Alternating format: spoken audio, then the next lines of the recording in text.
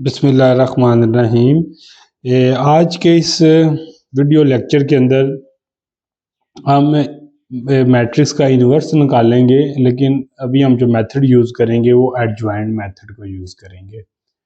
Problem या matrix हमारा वही मैट्रिक्स है जो हमने पिछले वीडियो के अंदर हमने रो एलिमेंट्री ऑपरेटर और आइडेंटिटी मैट्रिक्स की मदद से इन्वर्स निकाला था। उस वक़्त हमने जो मैट्रिक्स लिया था, अभी भी हमने उसी मैट्रिक्स को लिया है और इसी मैट्रिक्स का भी हम क्या निकालने लगे हैं, इन्वर्स निकालने लगे हैं। लेकिन हमारे पास जो मेथड है वो एडजॉइंट मेथड है। और इसमें एक बात ये भी इम्पॉर्टेंट है जो याद रखने वाली है, वो ये है कि ये जो मैट्रिक्स हमने लिया है ये 3x3 मैट्रिक्स है। ये 3x3 मैट्रिक्स है। 9th क्लास के अंदर या छोटी क्लासेस के अंदर हमने 2x2 मैट्रिक्स का एडजॉइंट मेथड से इन्वर्स निकालना सीखा हुआ है, लेकिन अब ये क्या आ गया, 3x3 मैट्रिक्स आ गया या 4x4 मैट्रिक्स या 3x3 या इससे बड़े मैट्रिक्स के लिए हम इन्वर्स को कैसे निकालेंगे, इसको आज हम देखेंगे। तो सबसे पहले हम फार्मूला लिखेंगे कि ए इन्वर्स का जो फार्मूला हमारे पास होगा वो होगा adjoint of A over a determinant of A। इसको हम 1 का नाम दे देते हैं जी। अब एडजॉइंट को 3x3 मैट्रिक्स का एडजॉइंट हम कैसे निकालते हैं, इसका एक फार्मूला होगा हमारे पास, उसी को मैं यहाँ पे लिखूंगा कि एडजॉइंट ऑफ A जो होगा हमारे पास, एडजॉइंट ऑफ हमारे पास होगा मैट्रिक्स होगा, एक होगा A11, A12, A13, A21, A22, A23, A31, A32, A33 और इस पूरे का हम क्या ले लेंगे, ट्रांसपोज ले लेंगे। ठीक हो गया जी। अब A11, A12, A13 क्या है, इसको भी हम साथ ही डिफाइन कर लेते हैं। अगर मैं AIJ लिखूं, आई का मतलब रो है, जे का मतलब कॉलम है, तो ये इसको हम बोलते हैं जो A11, A12, A13 या इसको AIJ बोलूं तो इसका फॉर्मूला है -1 की power I plus j and M of i j. अब देखें इसमें A जो होगा, ये जो हमारे पास AIJ है, इसको हम बोलते हैं कोफैक्टर। क्या बोलते हैं जी, कोफैक्टर। ठीक हो गया। और ये जो हमारे पास MIJ होता है, इसको हम क्या बोलते हैं, माइनर। ठीक हो गया जी। तो ये हमारे पास एक कोफैक्टर आ गया और एक माइनर आ गया, और ये A11, A12 ये हमारे पास क्या है, कोफैक्टर, उनका ये फार्मूला है। ये किस तरह निकाले जाते हैं, इसको अभी हम अपने इसी क्वेश्चन के अंदर देखेंगे। तो एडजॉइंट ऑफ ए डिफाइन करने के बाद हम आ जाएंगे डिटर्मिनेंट ऑफ ए की तरफ। तो डिटर्मिनेंट ऑफ ए हमारे पास जो मैट्रिक्स होगा ए, इसका हम डिटर्मिनेंट लेंगे तो वो कैसे लेंगे, 0 1 2 1 0 3 4 -3 8। अब हम क्या करेंगे कि इस डिटर्मिनेंट को एक्सपेंड कर लेंगे बाय R1।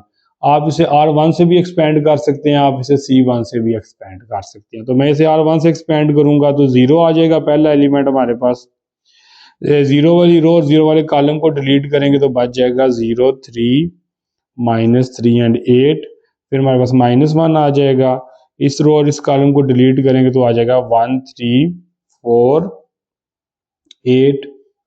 और फिर इसी तरह हम +2 आ जाएगा, और इस रो और इस कॉलम को डिलीट करेंगे तो 1 0 4 -3 जी। अब देखें, याद रख लें कि जब भी डिटर्मिनेंट को हम एक्सपेंड करते हैं तो पहला प्लस का लगाते हैं सिंबल, दूसरा माइनस का, तीसरा प्लस का। इसकी वजह ये है कि बेसिकली यहाँ से इसकी वजह पता चलती है कि जब हम पहला सिंबल लिखते हैं तो ये बेसिकली ये आपके पास ये वाला जो डिटर्मिनेंट आया है ये बेसिकली आपके पास माइनर आया है।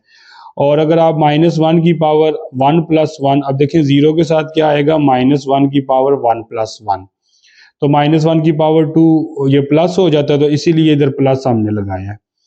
अब आप देखिए, और ये वाला जो बनेगा ये हमारे पास माइनर बन जाएगा, और ये पूरा हमारे पास क्या होगा, कोफैक्टर होगा। मतलब ये डिटर्मिनेंट को जब एक्सपेंड करते हैं तो इस तरह एक्सपेंड किया जाता है। अब देखिए यहाँ पे 1 था, ये -1 हमने क्यों लगाया, देखिए हम -1 कौन सी रो में है, पहली रो में और दूसरे कॉलम में, तो 1 + 2, तो -1 की पावर 3 हमारे पास क्या हो जाता है, -1 की पावर 3 हमारे पास -1 हो जाता है, तो इसलिए माइनस आया। अब देखें ये 2 है, तो ये पहली रो और तीसरे कॉलम में है, तो 1 + 3 4 हो जाएगा, तो इस वजह से इधर प्लस लगाया है। तो बेसिकली यहाँ पे आपने याद रखना है कि पहला प्लस का, दूसरा माइनस का, तीसरा प्लस का, इस वजह से होता है। ये हमारे पास फार्मूला मौजूद है जी। तो अब हम क्या करेंगे, इस सारे को हल कर लेंगे, तो ये हमारे पास आ जाएगा, ये देखें ये सारी टर्म 0 हो जाएगी, ये -1 4 1 8 -12 +2 -3, क्योंकि 4 0 से 0 हो जाएगा।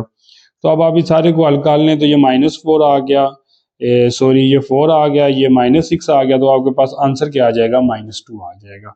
तो डिटर्मिनेंट ऑफ ए हमारे पास क्या आ गया, -2 आ गया। और ये क्या होता है, इज नॉट इक्वल टू 0। तो यहाँ से क्राइटेरिया हमें ये पता चला कि अगर डिटर्मिनेंट 0 हो जाए, तो देखें ये डिनोमिनेटर में 0 आ गया, तो फिर तो ये सारा अनडिफाइन हो जाएगा। तो यहाँ से हमें ये पता चला कि अगर डिटर्मिनेंट 0 होगा तो फिर इन्वर्स एग्जिस्ट नहीं करेगा, और अगर डिटर्मिनेंट 0 नहीं होगा तो फिर इन्वर्स एग्जिस्ट करेगा। अब अगर मिसाल के तौर पे मेरे पास यहाँ पे -2 की जगह 0 आ जाता, तो फिर मैं इस प्रोसेस को यहीं पे स्टॉप कर देता, और उसकी रीज़न ये देता कि इस मैट्रिक्स का डिटर्मिनेंट नहीं एग्जिस्ट करता, बिकॉज इस मैट्रिक्स का इन्वर्स नहीं एग्जिस्ट करता, because determinant is 0। So determinant of matrix is 0, then inverse of matrix does not exist। तो क्योंकि यहाँ पे 0 नहीं आया, तो हम इस प्रोसेस को आगे लेके चलेंगे। अब हमने क्या करना है, एडजॉइंट ऑफ ए को निकालना, तो हमें A11 A12 चाहिए। तो अभी हम क्या करने लगे हैं, A11 को फाइंड करने लगे हैं। तो देखें A11 हमारे पास किसके बराबर आ जाएगा, यहाँ पे देखें 1 का मतलब पहली रो पहला कॉलम, तो यहाँ पे क्या आ जाएगा, -1 की पावर 1 + 1, और आगे आ गया M11 जी, -1 की पावर 2 1 हो जाएगा। अब M11 का क्या मतलब है, M11 का मतलब यह है कि ये जो आपका मैट्रिक्स है, इसमें पहली रो और पहले कॉलम को डिलीट कर दें। पहली रो और पहले कॉलम को डिलीट कर दें, तो बचेगा 0 3 -3 एंड 8। तो जब आप इसको हल करेंगे, तो ये आपके पास क्या आ जाएगा, 0 -9, और ये आपके पास आ जाएगा +9। इसी तरह आप A12 को फाइंड कर लें, तो वो आपके पास क्या आ जाएगा, -1 की पावर 1 + 2 M12। अब -1 की पावर 3 -1 होता है। अब M12 का क्या मतलब है कि पहली रो और दूसरे कॉलम को डिलीट कर दें। तो पहली रो और दूसरे कॉलम को डिलीट करें, तो आपके पास बचेगा 1 3 4 एंड 8। तो ये आपके पास माइनस, अब देखें 8 -12, तो ये आपके पास क्या बन गया, 4 बन गया। -4 और माइनस माइनस क्या हो गया, प्लस हो गया। अब इसी तरह A13 को फाइंड कर लें, तो आपके पास आ जाएगा -1 की पावर 1 + 3 M13। तो -1 की पावर 4, ये 1 हो गया। M13 का मतलब है पहली रो और तीसरे कॉलम को डिलीट कर दें। तो पहली रो, ये पहली रो है और ये तीसरा कॉलम है, तो 104 -3 104 -3, तो फिर ये आपके पास बन जाएगा -3, बिकॉज 4 को जब 0 से मल्टीप्लाई करेंगे वो 0 हो जाएगा।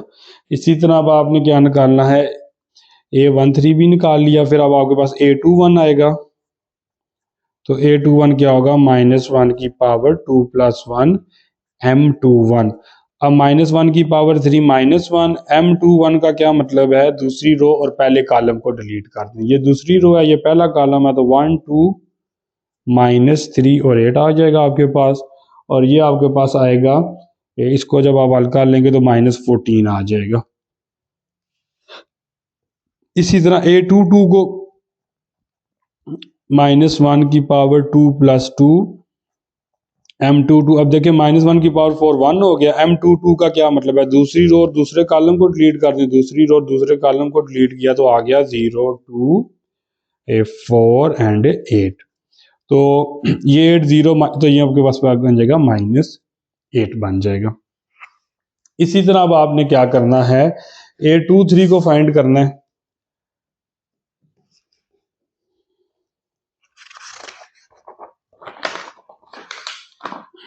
मैंने इसको निकाला जी। अब आप देखें A23 को आपने फाइंड करना है, तो A23 हमारे पास क्या आ जाएगा, -1 की पावर 2 + 3। अब दूसरी रो और तीसरे कॉलम को आपने डिलीट करना है, मैं इसको साथ रखूंगा, इसको मैं ऐसे नीचे रख लेता हूँ ताकि आपको पता चले। ये दूसरी रो है और ये तीसरा कॉलम है, तो ये बनेगा 0 1 4 -3। अब आप देखें -1 की पावर 5 -1, -3 को 0 से मल्टीप्लाई करें 0 -4, तो ये आपके पास आ गया -4 और ये आपके पास क्या बन गया, 4 बन गया। इसी तरह आप A31 को निकालेंगे, वो आ जाएगा -1 की पावर 3 + 1।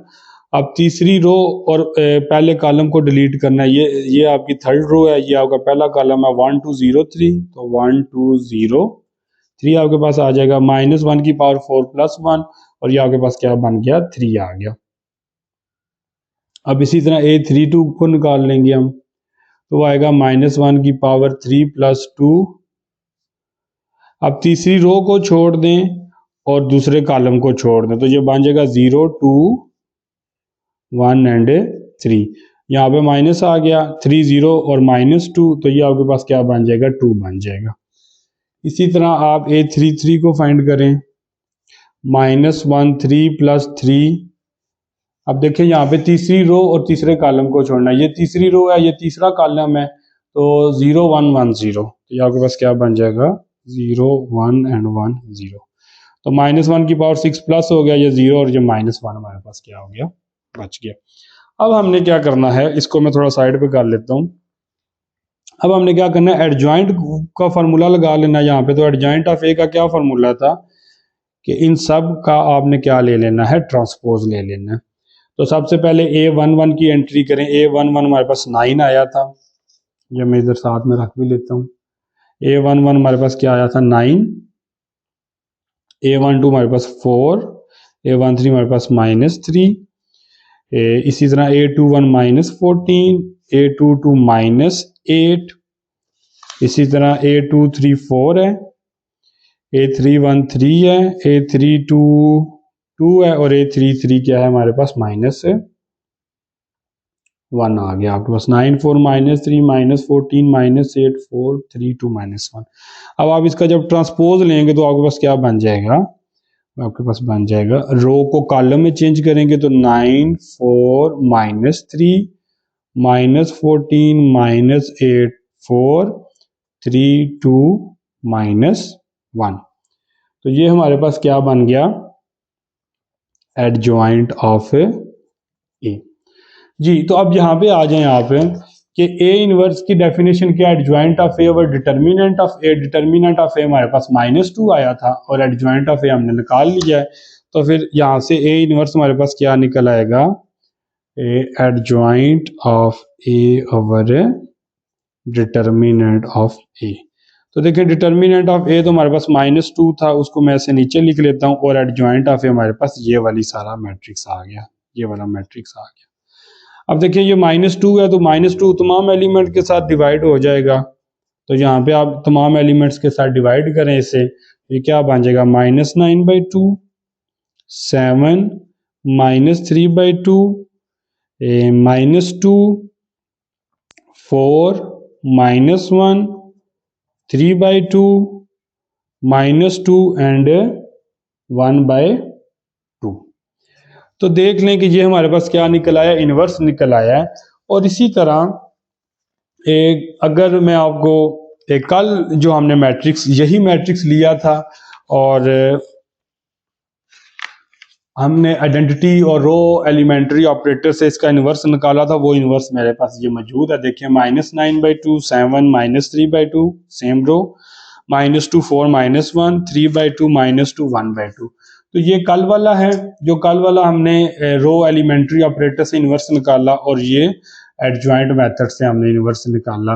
तो दोनों सूरतों के अंदर इन्वर्स जो हमारे पास आया है वो सेम आया है। तो इसका मतलब ये है कि जो इन्वर्स, अगर किसी मैट्रिक्स का इन्वर्स एग्जिस्ट करेगा तो वो फिर क्या होगा, यूनिक होगा। ऐसे नहीं होगा कि एक टाइम के ऊपर इन्वर्स कुछ और आ जाए और दूसरे टाइम के ऊपर इन्वर्स कुछ और आ जाए, ऐसे नहीं होगा, वो क्या होगा, यूनिक होगा। तो अभी आपकी असाइनमेंट ये है कि आप ए को ए इनवर्स के साथ मल्टीप्लाई करें, ए इनवर्स को ए के साथ मल्टीप्लाई करें और देखें आपके पास क्या आइडेंटिटी मैट्रिक्स आता है क्या नहीं आता। ऑफ कोर्स आएगा, लेकिन आप इसको मल्टीप्लाई करके अपने इस इनवर्स को वेरीफाई भी कर लें। तो आज के मेथड की जो समरी है उसमें जो एक बात है वो इम्पोर्टेंट है, वो ये है कि आपने किसी मैट्रिक्स का इन्वर्स निकालना है और आपने चेक करना है कि इसका इन्वर्स एग्जिस्ट करेगा या नहीं करेगा। तो आपने सिंपल क्या लेना है, उसका डिटर्मिनेंट ले लेना है। अगर डिटर्मिनेंट ज़ीरो आ जाए तो फिर इन्वर्स एग्जिस्ट नहीं करेगा, और अगर डिटर्मिनेंट ज़ीरो ना आए तो फिर इन्वर्स एग्जिस्ट करेगा। आज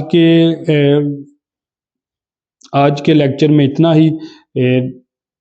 मैं उम्मीद करता हूँ कि एडजॉइंट मेथड और रो एलिमेंट्री ऑपरेटर की मदद से आप किसी भी मैट्रिक्स का इन्वर्स निकाल लेंगे अगर उसका इन्वर्स एग्जिस्ट करता होगा। बहुत शुक्रिया।